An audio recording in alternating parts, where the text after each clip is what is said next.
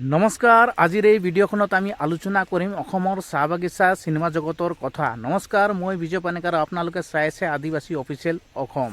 অসমৰ আদিবাসী চাহ জনগোষ্ঠী বা চাহ বাগিচাৰ পৰা উৎপন্ন আদিবাসীৰ চিনেমাৰ ধাৰা কিয় বৰ্তমান বিলুপ্তি যেন অনুভৱ হৈছে, তাৰ কাৰণ কেইবাটাও সামাজিক, অৰ্থনৈতিক আৰু সাংস্কৃতিক সমস্যাযুক্ত। মুখ্য কাৰণসমূহ হ'ল বাণিজ্যিক বজাৰ অভাৱ, চাহ বাগিচাৰ বাস্তৱ জীৱনৰ ওপৰত নিৰ্ভৰ কৰা চিনেমা বহু মানুহে লাভজনক নহয় বুলি ধৰি লয়।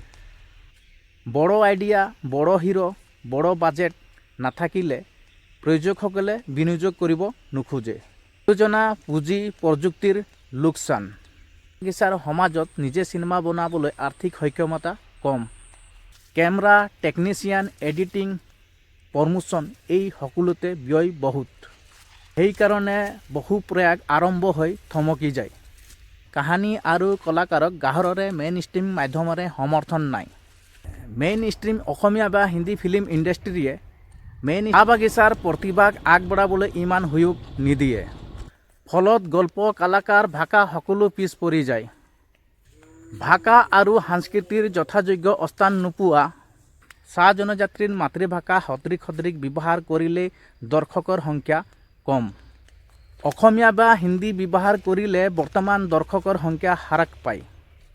এই দ্বন্দ্বৰ ফলত চিনেমাৰ পৰিচয় স্পষ্ট হোৱাৰ সুযোগ নাপায়।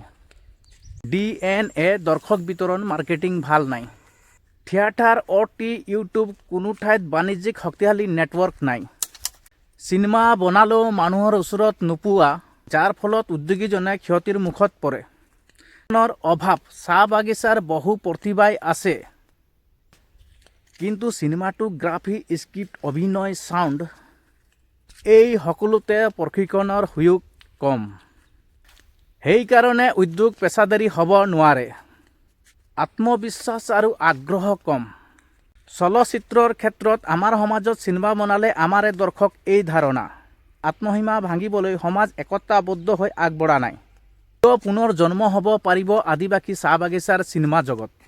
চাহ বাগিচাৰ গল্প, বিৰোধ, সংগ্ৰাম, সংস্কৃতি, প্ৰেম, বিৰক্ত এতিয়া বিশ্বমানবিক কণ্টেণ্ট।